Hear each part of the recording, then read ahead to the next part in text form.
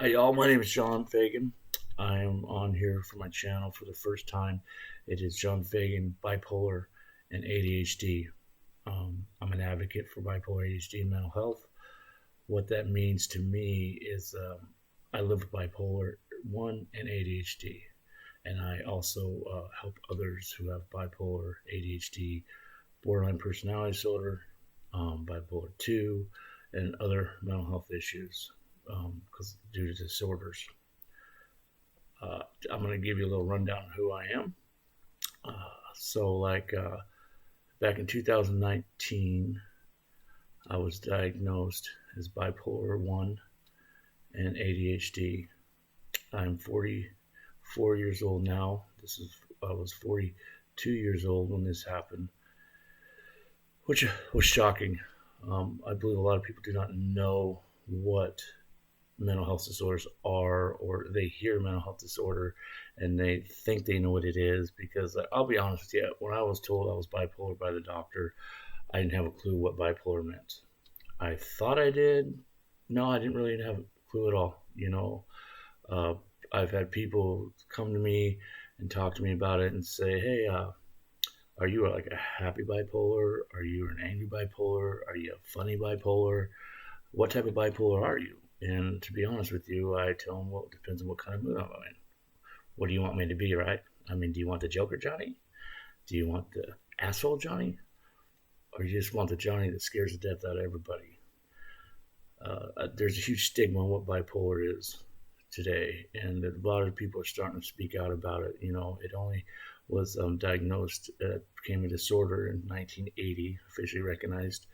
However, there have been many famous people throughout history who have had bipolar tendencies or bipolar, different behaviors that relate to bipolar.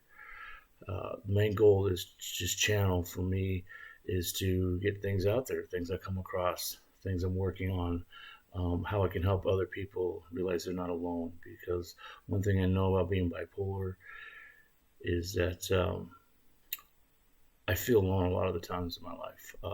I can be in a crowd of people and be alone in my head.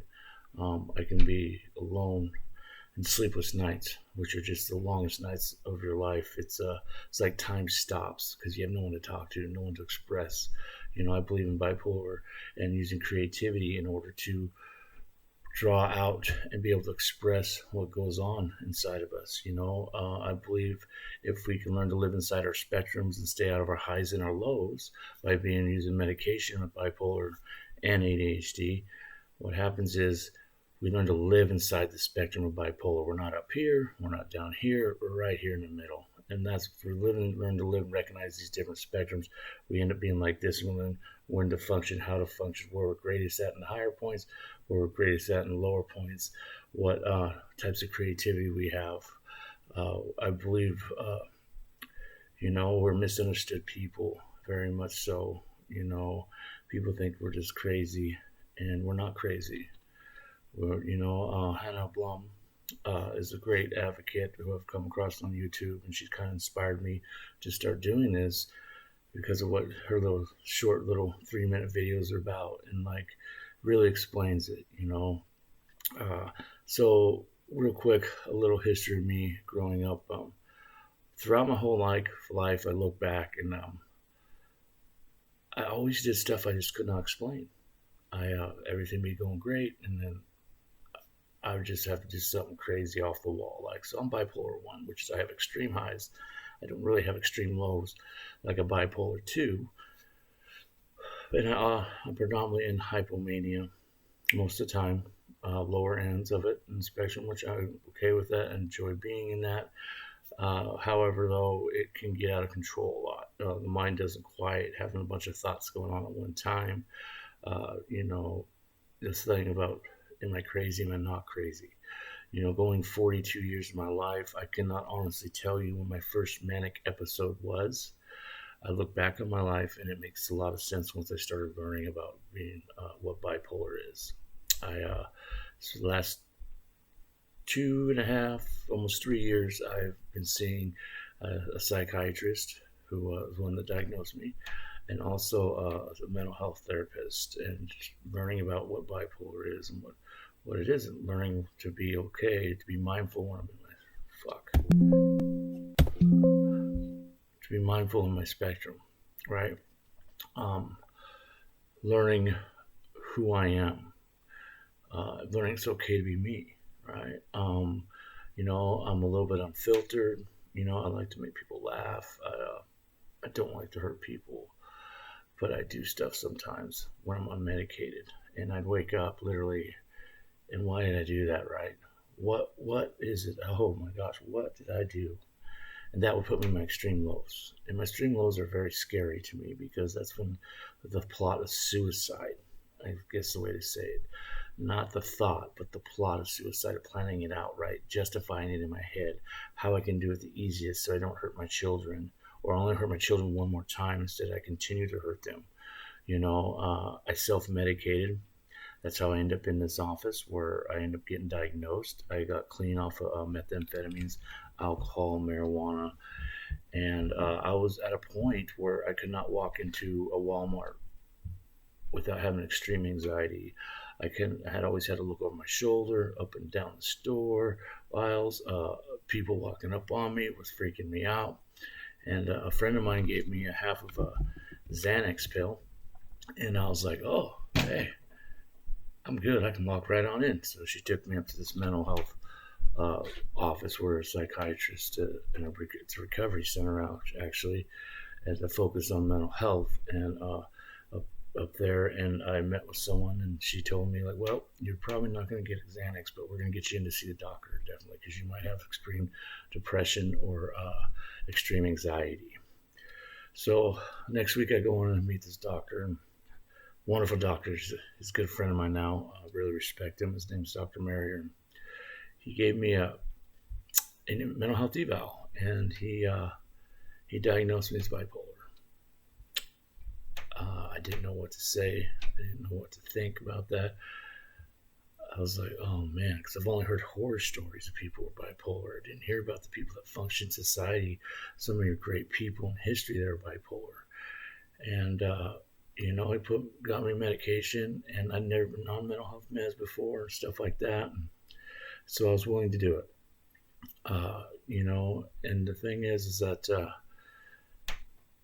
I then got moved to the psychiatrist, and the psychiatrist verified it was and did a complete psych eval on me, which I also had diagnosed with ADHD, which my ADHD, my PTSD, and my bipolar would all blur together, which would create, I'd had anger issues, and so like not knowing how to function in society, not knowing like who I was, never felt like I belong in society. And that's the reason why I turned to using drugs, I honestly say, because it made me feel like I'm okay. I self-medicated. Up until I learned about this whole thing of self-medication, I always thought it was kind of like a cop-out, but it truly was. It's like learning the drugs that I used and preferred, which was meth, cocaine, alcohol, marijuana. The way I mixed them all made me feel like this way the description is, like I wanted up here, wasn't down here, I was just right here is how I'd say it, and that's exactly how the doctor described about the medication they wanted to get me on. So I started seeing a psychiatrist, and I wasn't honest with the psychiatrist about how I was feeling, and because I'd never been honest with a doctor in my life about drug use, right? I'm an addict, dude. Why am I going to tell the doctor I'm an addict? They're not going to give me any good drugs. They're just going to keep me off and some bullshit, give me some Tylenol, right? However, that medication put me into a great depression. So bad one day, all I had to do was go walk down a block to sign papers to get an apartment because I've been staying on someone's couch, and I couldn't do it. I mean, my own place, my own freedom, to take you back a little bit, I owned a house, I had a marriage, I had a career, and everything came crumbling down. And I really believe it's because of my bipolar and my bipolar episodes, my manic mania, hypomania. It totally makes sense now. So I ended up relapsing because that's the only thing I could do to keep me out from killing myself. And that's, very scary. And this is part of the reason why I'm doing this is because I want people to know they're not alone. right? We're out here. We're with you. We're great people. We're magical. We're gifted people. As one therapist said to me once, it's a gift with fangs. So what I try and focus on is changing my disorder into a mental gift, right? Learning how to use my creativity, learning how to be my spectrum, learning how to help others understand what it's like to be who isn't bipolar or have a mental health disorder, but also people who do have it, right? Because I can relate with them. We have so many tendencies that, you know, we do the same stuff. We have the same behaviors, and we don't know why we do them. You know, it's it's it's hard. It's very hard being bipolar. Uh, it's not an easy thing. Sometimes I think it's a curse, like I did something in another life, right? And this is my punishment in this life. You know, I have a poem like that I wrote, and but it has its rewards. And like today, me helping other people,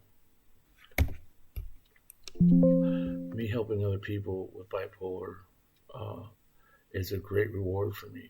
I'm grateful for it today. No one, it's amazing when I get to share with other people and let them know we're not alone, and like, hey, it's okay. You know, it's. But anyways, to get back to my story, real quick, I want to jump down this. I ended up coming back to my therapist after I relapsed. She I decided to go to treatment, and during while I was in treatment, I also was seeing her uh, once a week, and also doing group therapy up there for my mental health, and learning CBT, DBT, ACT, bipolar and addiction, ADHD and addiction. You know, and learning about myself, and that way I can learn to recognize my different spectrums and function inside them. And by function inside them, I'm actually living a life instead of coping with it, or as other people, trying to maintain why I have this going on. Sometimes it's like that. It's like going up to a peak of a main episode is like, it's like hold on to a roller coaster ride and just hope you can peek over the other side and be on the downswing, where you don't have to like wake up and be like, what did I do? Who did I hurt? We're very sensitive, actually, loving people, and we have a lot of emotions, and we're actually ran very deeply by our emotions, and a lot of people don't realize that. We love people, and and I don't blame family members, all that stuff. No one knew what to do with me. I was kind of the written off card. You know, but in the last 2.5, 3 years, I've been learning very much about it. Now I get to help people with it. I get to like comfort people with it. And one of my most favorite sayings is that my psychiatrist told me Abraham Lincoln was bipolar. The president of the United States used to split wood behind the White House all night long when he was in mania. And I tell him, picture it like this: Abraham Lincoln in his top hat, Union suit, little white butt hanging out and going like this, splitting wood. A lot of Nobel Prize winning poets are bipolar. A lot of your musicians are bipolar. Winston Churchill was bipolar. You can look out throughout and see there's a lot of famous people, and people are speaking out today about it to help others out. And we're not alone. There's other ones out there like us, even though we feel alone. We get hurt, we get shunned a lot, and like one of my biggest fears is always getting kicked out of something. Seems like I always get kicked out or get fired, or go, man, I can quit my job and telling everybody off, but today I don't have to do that, because I've been working on myself, and I'm very excited to be having these videos, and like, so other people can understand that how to cope with it, but not to cope with it, but learn how to live inside, not in the highs, not in the lows, by taking our medication, but by learning to live inside our spectrum, so we get to live life, and we get to live an exciting life. I love to be the comic, the comedian, right? I love to make people laugh. I love to make people smile. I love to make people feel good. But I have to learn to. I'm a fight and type person. I don't freeze. I don't run. And what I work on now is my freeze mechanism, so I can process it and say the right things instead of flying off the handle and go into that, as I call it, the Incredible Hulk mode, and not, to be the Bruce Banner is what I'm working on. I know there's this bay inside of me at all times, and learning to keep that person at bay. Or, as another therapist told me, like, put the bear inside of me to hibernation, and let the wolf come out. And the wolf is a very I'm a dominant, I'm a alpha personality, but I'm also a pack animal, and I need people, and we need people. Those of us that are bipolar, and we need our loved ones, And so, I really hope you see this. You hit subscribe. This is my first one ever. I have a lot of great ideas for this and stuff like that, and I just want to, get myself out there. My name is John Fagan. I'm bipolar 1, and I have ADHD, and I'm proud to have that today. I accept that I have it today, and I get to live in society and function in society without being on disability today. I could take disability, but then I'd be like losing this battle that's called bipolar, and I'm not going to lose. I'm going to win, and how I'm going to win is by helping others. That's the greatest reward I get. So hopefully here I am. I'm raw. I'm uncut. I'm not a trained professional. I do work with professionals. I am a KDAC R today after 2 years, and registered and learned to be a certified drug and alcohol counselor. And my real goal is to go towards mental health, because there's more people today than just 1 in 25 Americans who have mental health issues and mental health disorders, right?